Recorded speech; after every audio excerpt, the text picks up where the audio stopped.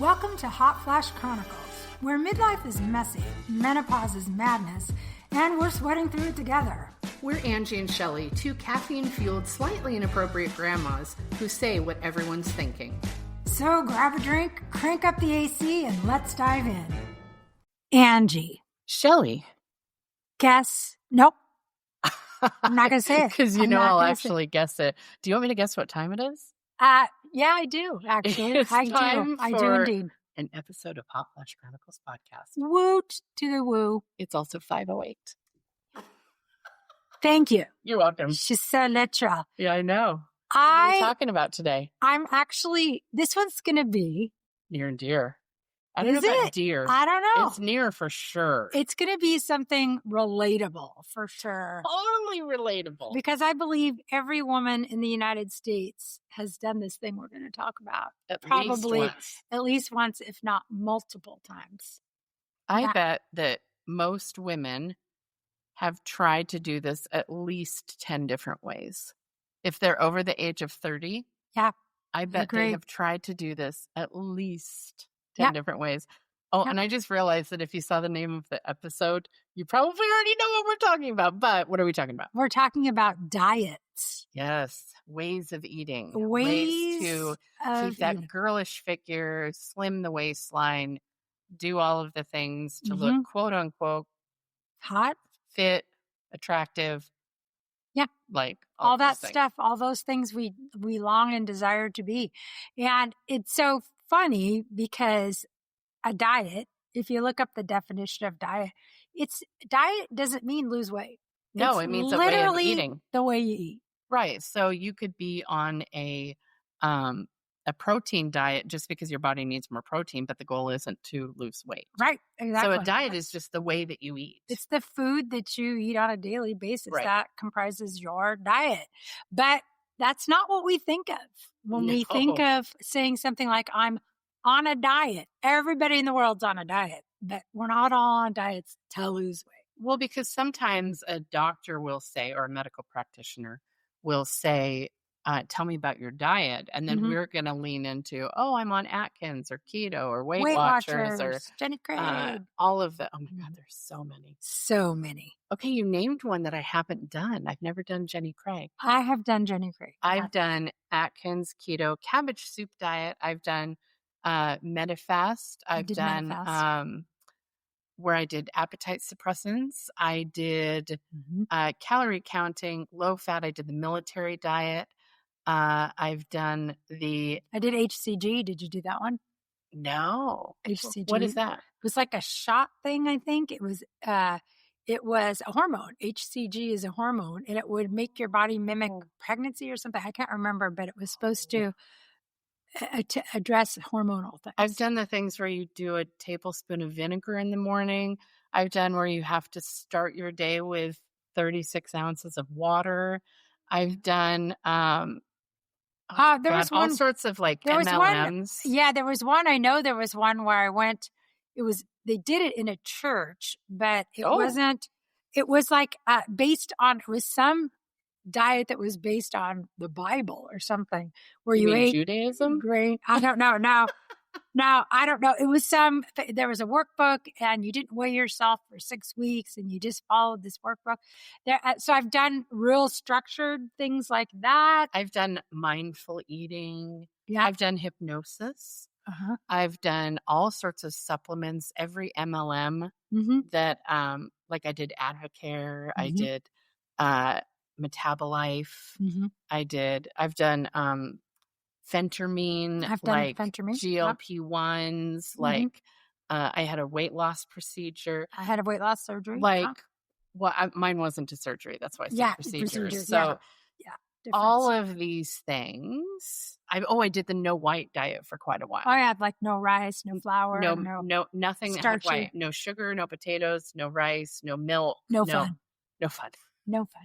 So I think like the whole thing about this is there's so many. So many.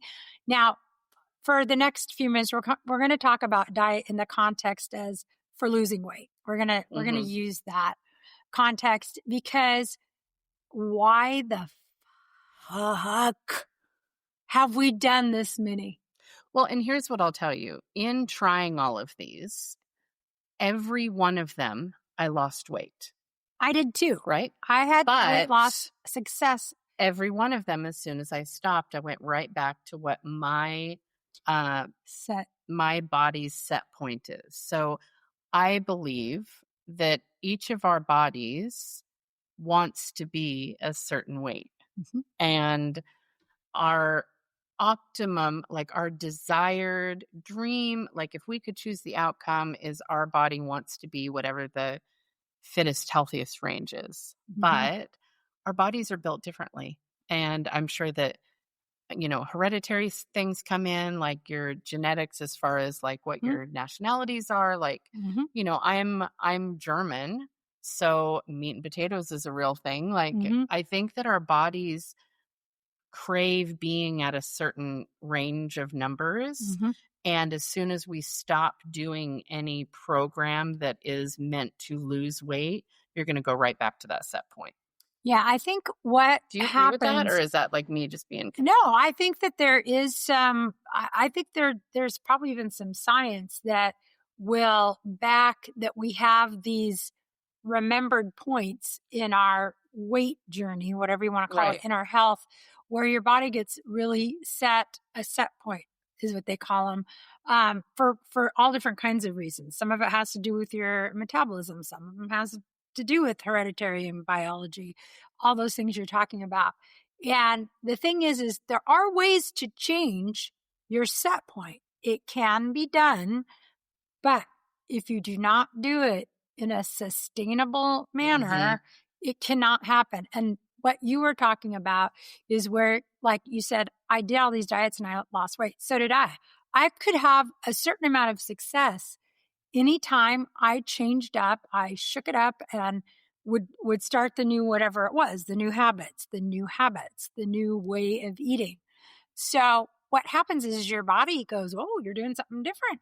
You're mixing things up, and it stores. It will let you. Oh dear, we don't want to lose too much. Yeah, we'll let you get rid of some of this. We're going to get rid of some water weight. We're going to do a little bit of this, but then it will plateau out.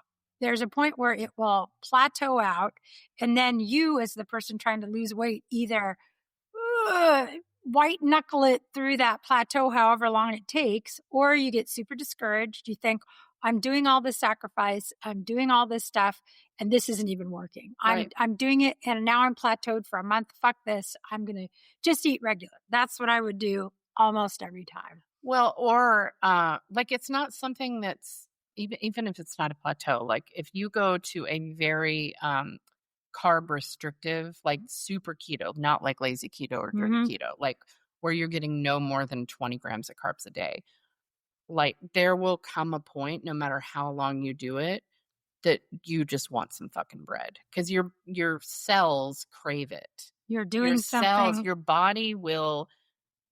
The reason we have cravings is because our body is seeking something. Mm-hmm. So if I go 5 years on keto, like there could be the day that breaks me that I smell sourdough and it's like, well, here we go. Or if it's something that's like a supplements, or like I did Optavia, which is like what was that called? The one that you did, MetaFast. It's the new name of that. So it was basically like 700 or 800 calories a day. Yeah, it's called a low calorie diet, LCD. Super low. Yeah.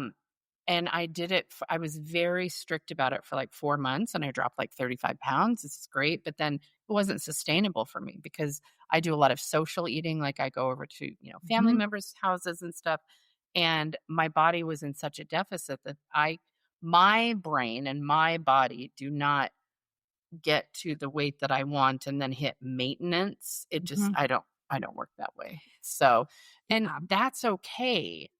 The most success that I've had, 2 things I've been successful with in my life. Every time I've done Weight Watchers, I've been successful because it doesn't take away any foods. And then when I had my weight loss procedure, I lost a good chunk of weight and I gained some of it back, but I still have a smaller stomach than like my stomach won't ever be the size that it was. So I just can't consume the volume of food. Like even if I wanted to wreck a pizza right now, I can't eat more than 2 pieces max without hurting myself. Limitations. Yeah. Yeah. So something to point out here. There's so many aspects to why we go on diets. There's an emotional component of it.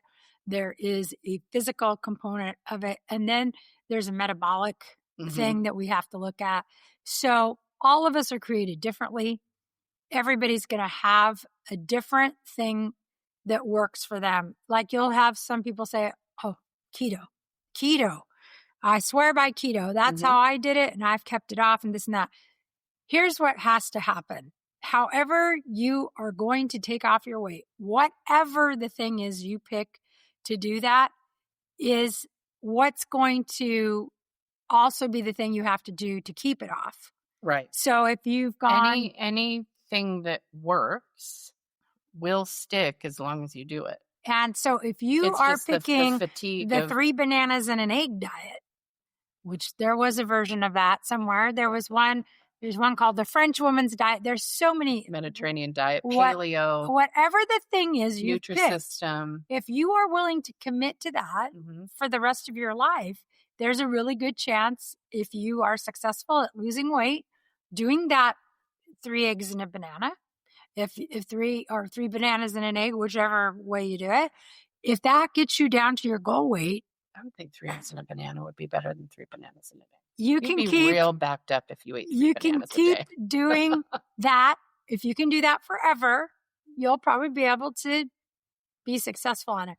Here's the thing that's wrong with most of these diets. Yeah. They are not sustainable. Right. Most of us cannot do the thing, whatever that thing is, forever because most diets are restrictive. They're too restrictive. Most of us just need variance, like you said, for different reasons. There's different times in your life, and maybe your body is lacking something. You might be, not. And by the way, let's just throw this out here. We're not doctors. We're not giving medical advice in any way, shape, or form. This is just personal. Some of this is just overview. Some of it is just our personal experience. But there's a lot of, you can chat GPT this or Google it, go out there and do your own research. But what you're going to find is sustainability is really the way to change anything. Doing sustainable habits is the way to change anything in your life, not just food, not just your weight. It can be anything out there that you want to change about your life and that you want to do differently. It's about creating sustainable habits. And how do you do that? How do you create sustainable habits? Because they don't happen overnight, and they don't even happen like some people are. If you do it for 30 days in a row, it's a habit. No. It's much longer than that. It's not 30 days in a row. It's literally more like you have to be able to do it without thinking about it for 6 months. It's like 6 months. Yeah. And because I've gotten into habits where I go to the gym 3 times a week now, it's a habit. Nope. No, it's not. Right. Because I do want to mention that I've also done going to the gym, working with personal trainers, doing fitness ones. We're just, diet talks about what you consume. So that's why this isn't a weight loss episode, and it's certainly not advice. But just in case anybody's like, well, have you tried, doing this many steps a day? Or I've done Pilates. I've done Pilates. Trust me, you guys, I used go to the gym. I used to teach aerobics. I've had, oh my God, what is it called?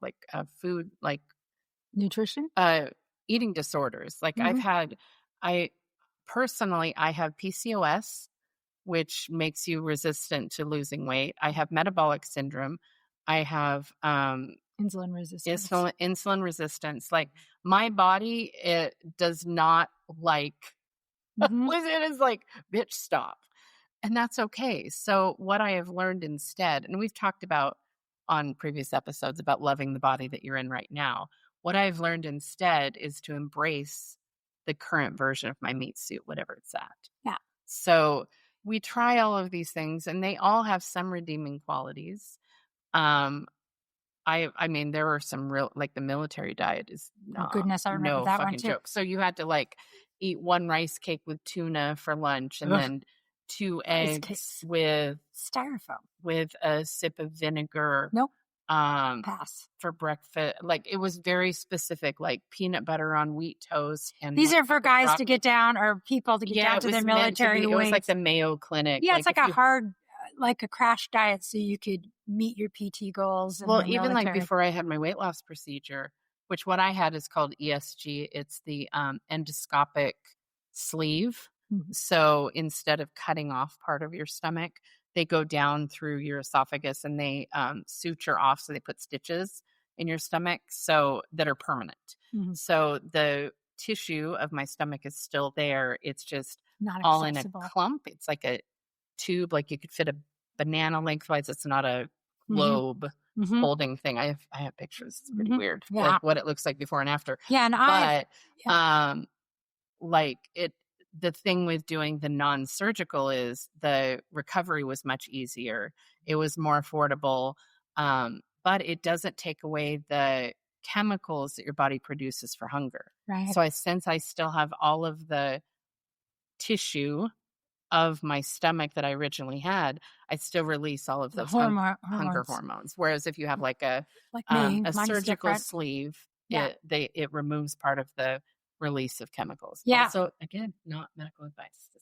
These are our own experiences. I had Roux-en-Y, which is a gastric bypass. I had that 3 years ago, and it does actually cut off. You don't remove the sleeve; actually removes part of your stomach. Yeah. They go on and they leave something that looks like a sleeve on your shirt.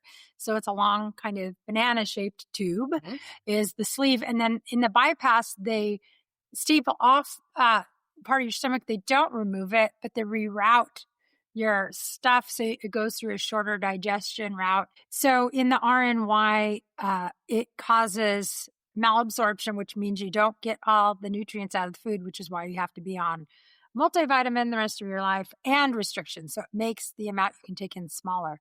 So after us talking about the things we've done, Angie mentioned she had, some actual medical issues, the PCOS, the metabolic syndrome, insulin resistance. I have those too. I have metabolic syndrome and insulin resistance.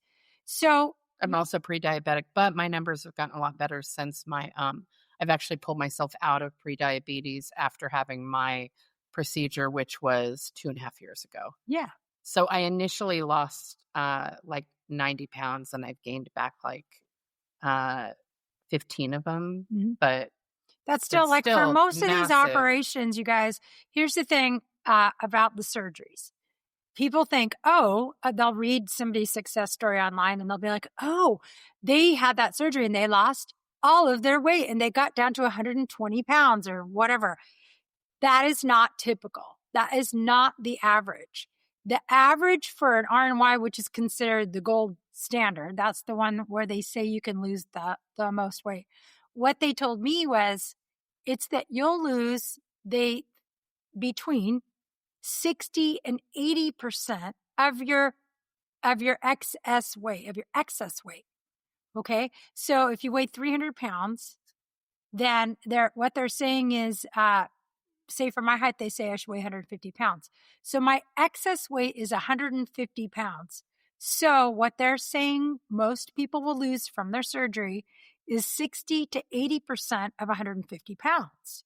And mine, the highest that they said was that they had ever documented, because mine's a pretty new procedure since it's non-surgical. I think it was like the highest they had documented was like 26% of your total weight. So it wasn't like I was going to lose, half of my body weight. Like I knew that it was going to be a smaller, and I'm okay with it. I never did this. Well, okay, I shouldn't say never. When I was younger, I did it for aesthetics. Anything that I've done in the last decade has not been to look better. It's so that I have more capabilities, so that I'm around longer, so that I can get down on the ground and play with my grandkids, so that I can photograph weddings or do things like just to have that stamina and endurance, so that I can travel and go to places that I want to see, those kind of things. So it's not, goals. I don't give a shit what I look like because my husband thinks I'm sexy. That's all that matters. Everybody else can kick rocks. So in that scenario, like I did the calculator. I had the calculator here. So Shelly's over here. So if you weighed 300 pounds and your goal weight was 150, that was your ideal weight. 150 pounds would be your excess weight. If you take that times 80%, that's minus 120 pounds.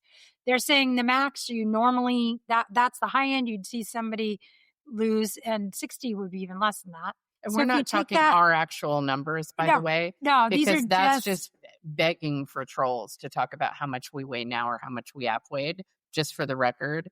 That's just begging. This is just an easy math. We're doing number. Easy math. So what I want to say is that what they're saying is most people maybe could lose out of their original weight. They might get down to 180 pounds, which is still 30 pounds over the ideal weight. So in most cases, and that's average, the most drastic weight loss surgery you can have. That's in most cases, the average person is still not going to hit their ideal body weight in a lot of these, especially if you're in the morbid obesity range. Why are we talking about this? Why are we saying this? Because it's important. It's important to be realistic whenever you're going to try to do something with your health. And it's important to not set yourself up for an emotional failure, because you cannot dwell in failure when you're trying to become a healthier person. You just can't. And Angie was bringing up some very important things about when you're younger on a diet and when you're older on a diet. And if you've had a lifetime of failing to lose weight, which I have had. Same. And I didn't know until I was in my late 40s. So just a little over 10 years ago was the first time anybody ever mentioned the words metabolic syndrome or insulin resistance to me. I didn't know that I wasn't wired like every other human. What I did was I compared myself to everybody else who didn't have metabolic syndrome, who didn't have insulin resistance, and who could just lose weight by, as so many people say, push the fork away and just work out a little more. Calories in, calories out. Calories in, calories out. It's really not. I have done all of that my whole life and only felt like a complete failure. And I'd actually keep logs, and my friends would go on the same diet. We'd all be on a diet together. Remember when you and all your girlfriends would be in a support group, and it would literally be melting off, and they'd come in and say, oh, and I cheated and had an ice cream sundae, and I cheated and I did this and I cheated and did that. And I'm like, I religiously did everything. I didn't cheat at all. And I gained a half a pound this week, and probably in muscle because I was actually working out, but that's a whole nother story. Like, you don't even know that you can gain muscle and lose fat at the same time. There's so much into this, but what I felt like was a failure, and that everything I would try. And then I finally just decided, well, I'm not a person who can lose weight. I'm just not built that way. I'm not meant to. And the thing is with my metabolic makeup, well, I'm not built to just lose weight. Right. And whatever I am wired because of a hormone imbalance, you guys. Insulin resistance, metabolic syndrome, those are hormonal conditions.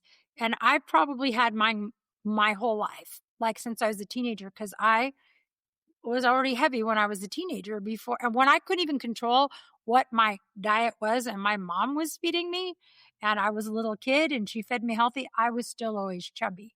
So a lot of us have always had until I was pregnant. Mm-hmm. I was like hormonal change though. I had like in high school, I had jeans that were size 0. Why do you think women always never lose that baby weight? Because pregnancy is a hormonal change, and that's why some women get gestational diabetes. You know, that's hormonal. Kyle's 31 now, so I don't think I can blame it on baby weight anymore. But you can't. What it means is I'm joking. Pregnancy itself can make a hormonal change to your insulin. And some women who have never had high blood sugar ever before in their whole life, when they go through pregnancy, get gestational diabetes. And if you develop it when you're pregnant, you have like a 30% more chance of developing it in your regular life after you're not pregnant anymore. You're just more susceptible to it because that insulin is a hormone and it's now been changed. So just realize insulin is a hormone. And when you're a menopausal woman and you're going through menopause, guess what's happening? Another layer of... Guess why you get menobelly? and why it becomes harder for women who have never been heavy. All of a sudden they're in their 40s and now they're gaining all this weight. They don't know why, because insulin production has been affected because your hormones have changed. So this whole thing isn't just about you having willpower. It has nothing to do with your willpower. It doesn't. I think that calories in, calories out is such a misleading statement that, yes, it makes sense that if you eat less calories than what you're burning, you will lose weight, but it doesn't factor in all of those medical things that we can have. That's for people who have perfect metabolism. Cheese more than if somebody is like, saying something on Facebook about like, I'm struggling and I'm trying keto. And they're like, well, just calories in, calories out. Just all you got to do is put the fork down. I always go in and answer those. And I always say, that's great for people who don't have metabolic syndrome or insulin resistance. If you do, then calories in and calories out isn't going to work for you. Yeah. Research what insulin, I'll say, research what those two phrases mean. And I encourage you guys to all go look at that too. If you are a person who it is extremely hard for you to lose weight, if you really want to, it's okay to not want to. And it is absolutely fine to not lose weight at all. But if you have a reason why you need to, like let's say you're on the edge of diabetes and it's affecting your life, or if you have joint pain or fibromyalgia or weak knees, or if there's a motivation for you to lose weight beyond aesthetics. Mm-hmm. Because sometimes we really are inspired to become healthier, not because we want to go get into a bikini, but because maybe we want to live 10 more years, Yeah.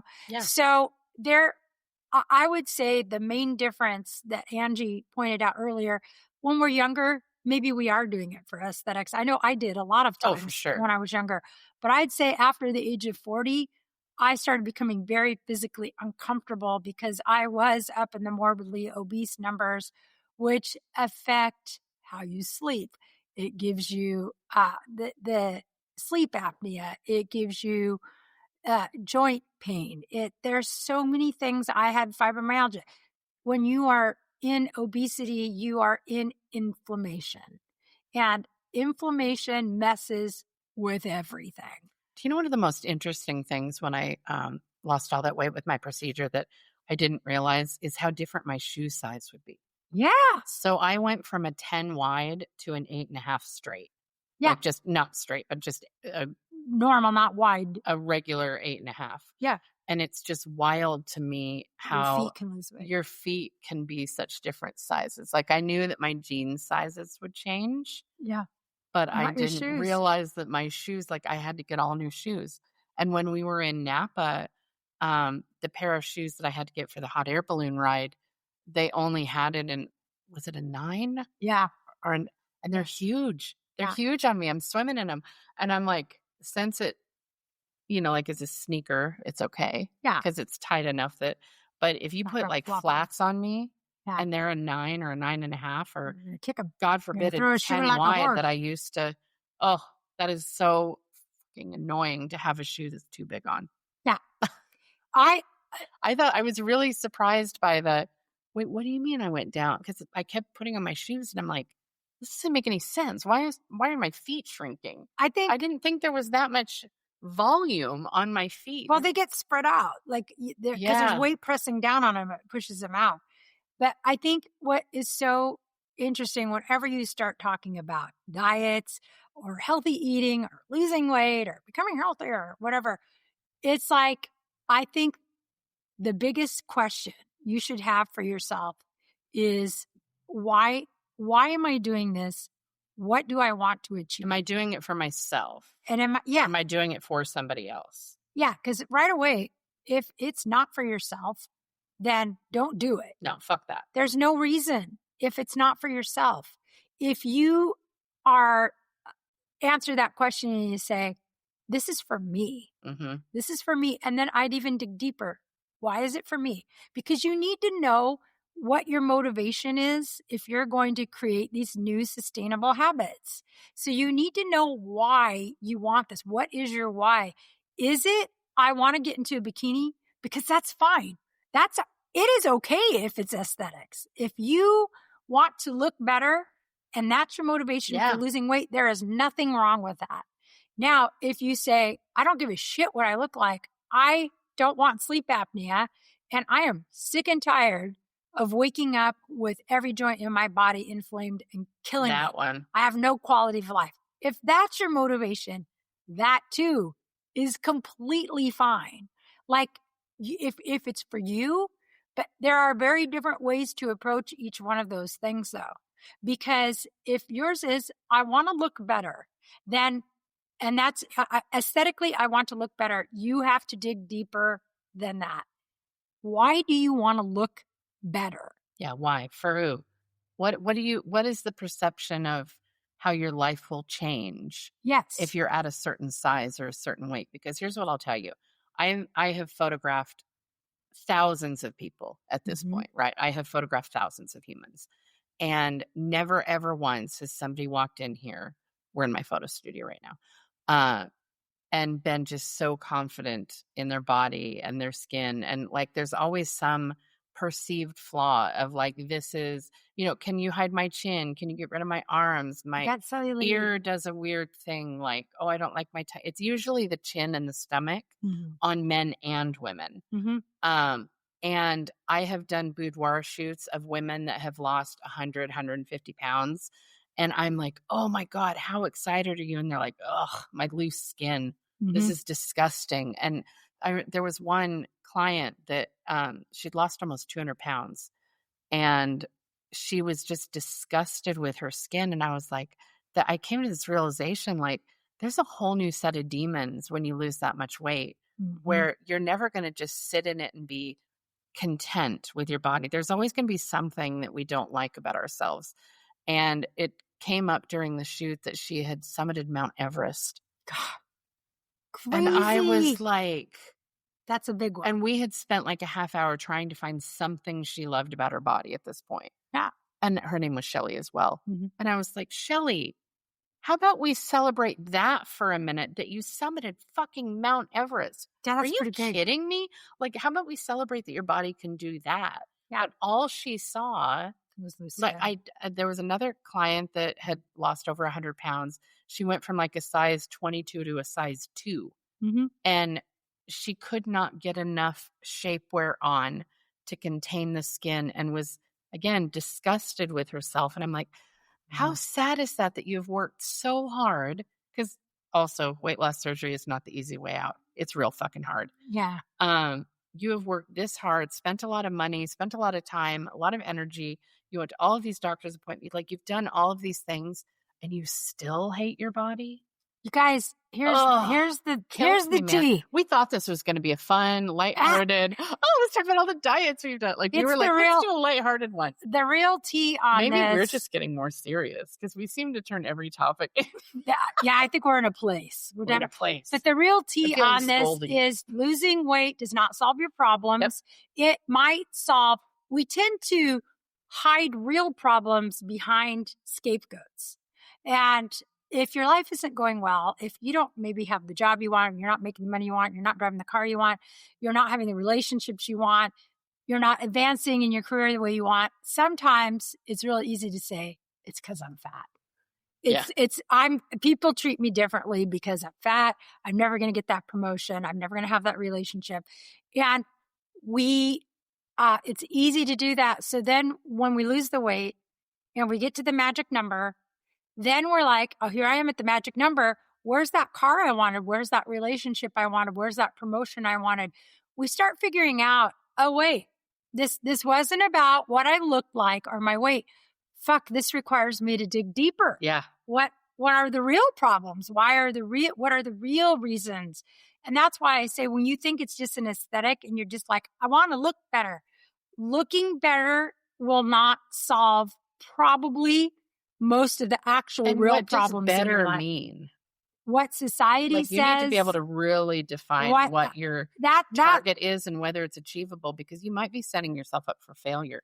If I want to have Jennifer Aniston's body, that is never going to happen. It is never going to happen. And that's okay.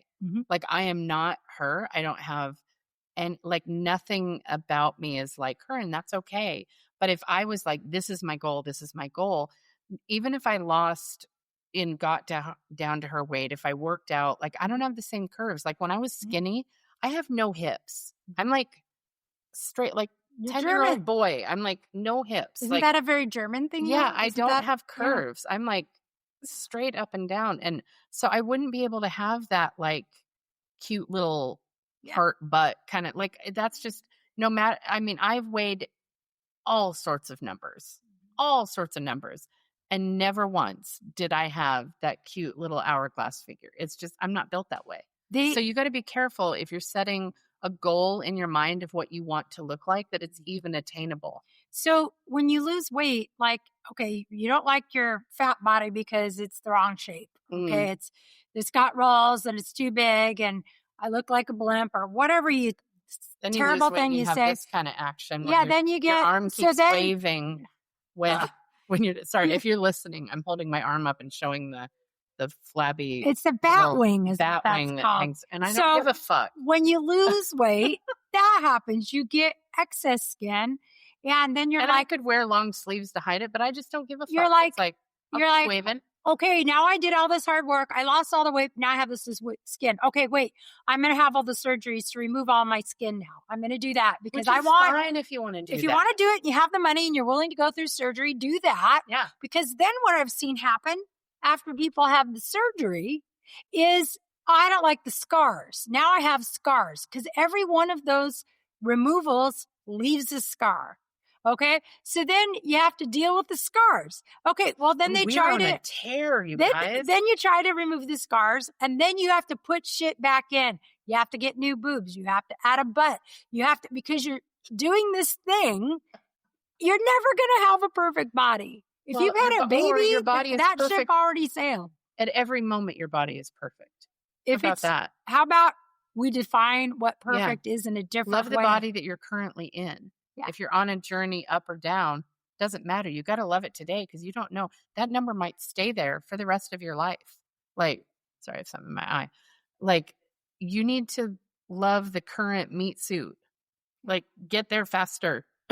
Don't wait till, if you're young, don't wait till you're our age. Recognize that it absolutely is just a meat suit. Yeah. And the reason you want to take care of and honor your meat suit is because it carries your soul and it's the thing that keeps you going and keeps you alive. It's your vessel. Mm-hmm. But maybe the perfection that we should be seeking is nothing about our vessel other than keeping it tuned like you would. Yep. A fine automobile that you want to keep running. But maybe what we should be focusing on and fixing and trying to perfect is what's inside of all of that meat suit. That's probably the thing that's more important. And sometimes we get those things mixed up. Yeah. And we think if we fix the vessel that it's going to fix all the inside works, and it doesn't. A car can look absolutely gorgeous from the outside and be in mint looking condition. You can go to turn the key and it won't fucking turn over and it does not run. Yeah. So you have to rethink about what's important to you and why. That's why we're saying figure out why you really want to go on a journey, and also figure out that the sustainability end of it, if you really want to make any change in your life, any change, start reading up on how to build sustainable habits. We'll do a pod on sustainability because my husband taught me so many really good sustainable habit things when I was first starting my healthy journey, as I call it, because I had to make a lot of changes to get ready for my surgery. I had to do a lot of changes afterwards, and I have a hard time building sustainable new habits. And I can tell you that my weight loss journey didn't start 3 years ago when I had my surgery. It's really been going on now about 15 years. Yep. And some of the things I had to start changing, I literally had to change 15 years ago, and they helped me get the results that I have now. But if I hadn't started them 15 years ago, wouldn't be here. You guys, it's not easy. None of this is easy. It isn't. Why you need friends. Exactly. That's why you need podcasts where women just yell and scream. It's funny that we thought, we're going to do a really lighthearted one. So we looked at some like potential topics. Because some of the diets were crazy. Through the years, like that's so fun. Like what a fun episode. And then we just got like very finger waggy. Because I know you start talking about like it. If I go back and listen to the beginning and then the end, I'll be like, was the this mood the will same be like, episode? Ooh, I can see right where the switch flipped. I think it's because I recognize how much time I wasted doing that silly bullshit. And I kind of lose the same 30 pounds over and over. And I want other people to not do keto, you it. lose 30 pounds. You stop keto, you gain it back. You do Weight Watchers, you lose 30 pounds. Stop what you go, like all of these things, you're just gaining and losing the same 30 pounds over and over. I want to go back in the time machine and go back to 22-year-old me right after I had my baby, after I had Riley. And I want to tell her, wait, stop, don't do any of these crazy diets you're going to do. They're all bullshit. It fucks up your metabolism to do all these things. It so messes with your health, you guys. Just imagine how our metabolism if you're 20 and somehow you accidentally started listening to this podcast, because that's the only way you're going to find us. It's on purpose. It's on purpose. If you are 20 or 30 or 40 or 50 or 80 and you are listening to this, please do not waste your time doing the 3 bananas and an egg diet. Don't do weird, unsustainable shit. Don't 3 do bananas a day. You would be so constipated. That is a terrible idea. Yeah. It has to be 3 eggs and a banana. It can't be 3 bananas. I don't know. Go look it up. It's some weird. I really don't bullshit. Want to because then I'm afraid if you come over to my house and I have 19 bananas, I'm going to be judging you. Yeah, be judgy. Be like, Angie, we had a discussion about this. We know you're a pineapple girl anyway. I'm a pineapple girl. But I just, if I could tell 20-year-old me, I'm going to tell whatever age you are, you guys, figure out why you really want to do it. Sit down and journal it. I don't know, dictate it to your phone. Have an honest conversation with yourself privately. You don't have to share it with anyone about why you really want to do it. Yep. And then listen to our podcast that we're going to do on building sustainability. Will you remember that we said we were going to do that? Because I probably won't remember that. Yeah. I'll be like, oh, you said something. I think we'll do it soon. We'll do it soon. We'll do it soon so we can get it on there. But sustainability, I love it.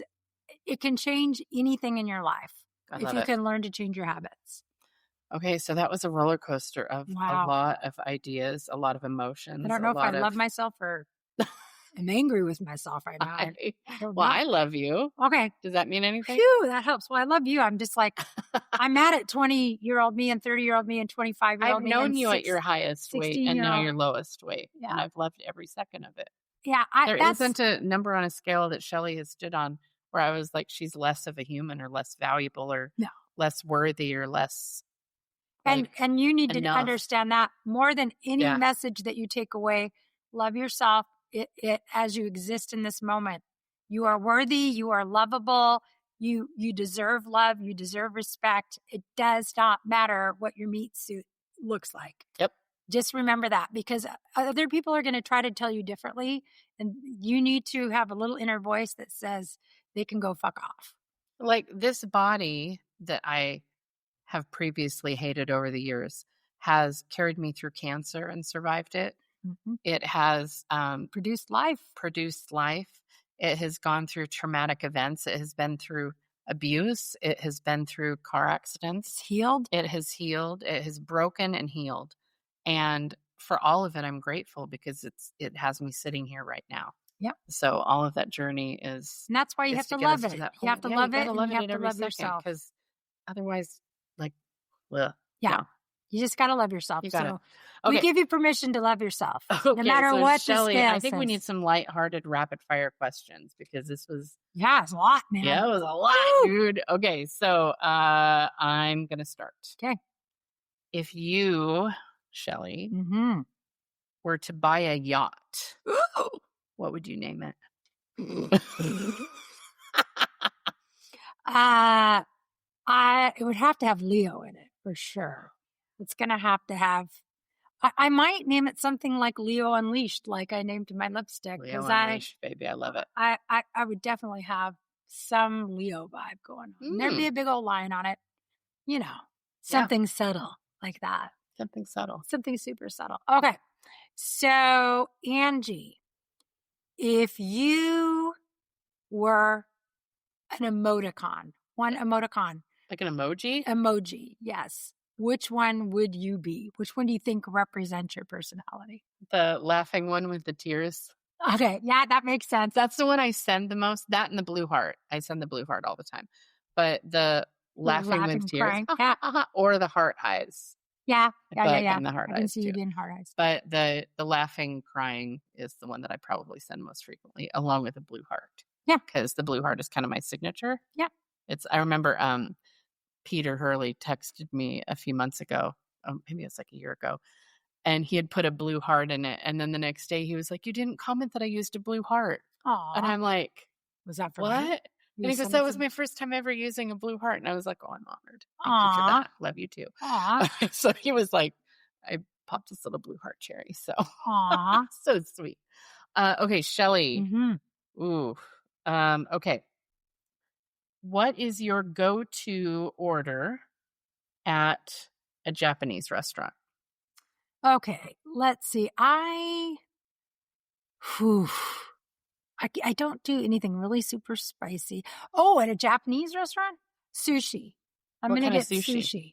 What's your favorite sushi roll? Maybe I like something that has usually tuna. I like the tuna ones, like a little bit of seared with some kind of one of the fun sauces. And of course, warrior sauce. Is that just Trappers that does warrior? I think it's just Trappers. Orange kind of. Yeah, I like that. Oh, it's so good, bro. Masago or something like that. I can't remember what it's called, but That's just salmon roe or fish roe, isn't it? Masago? Yeah, well, it's got to have that on it. But there's like a brown sauce. I can't remember what it's called. That's the one thing about after my procedures. I can't eat even a spoonful of rice because it hurts like a 9 out of 10 in pain. Mm-hmm. And I miss sushi. So I love sushi. I can't do rice at all. And I can do very little pasta. Yeah, I can wreck some bread though. I love some sushi. Okay. Yeah. So, okay. And then I've got to do a food one for you. It doesn't have to be food. It does. Always does. Milk chocolate or dark chocolate? 100% of the time. Okay. She came in. 100, always dark. Like as dark as they will make it. Like I've eaten 90%. Yeah. Like I love the bitterness. I do love an umami bitter type of flavor. Dark chocolate is. Do you like the dark chocolate with the chili in it then? The ones that have some heat and stuff? All of it. I love all sorts of dark chocolate. Like never met a dark chocolate I didn't like. Milk chocolate's okay if there's no dark chocolate available. Mm-hmm. White chocolate, I can't. It's not really chocolate. I can't think of it as chocolate. If I just think of it as a different type of candy, I can enjoy it. But it's not chocolate. It isn't. Yeah. It's not even got any chocolate in it. So, all right, you guys, that was roller coaster. And we ended on food when we talked about diets. It sounds like us. Ironic. That feels very Hot Flash Chronicles, right? Thank you so much for listening, y'all. Apparently I just went to Texas. Yeah. Thank you so much for listening. And it means the world. If you could take a second to like, subscribe, share this with a friend or somebody that you like, and give us a 5-star review wherever you're listening. That would mean everything. It would. And until Friday. A blue heart emoji. A blue heart emoji would be incredible. Yeah, for sure. So thank you for spending your time with us. And we will see you guys next time on Hot Flash Chronicles. Ciao. Bye. That's a wrap on this episode. If you laughed, related, or just need more, hit subscribe. Check out the show notes to find us on socials and YouTube and join our Patreon for exclusive extras. And remember, we're still hot, just in flashes.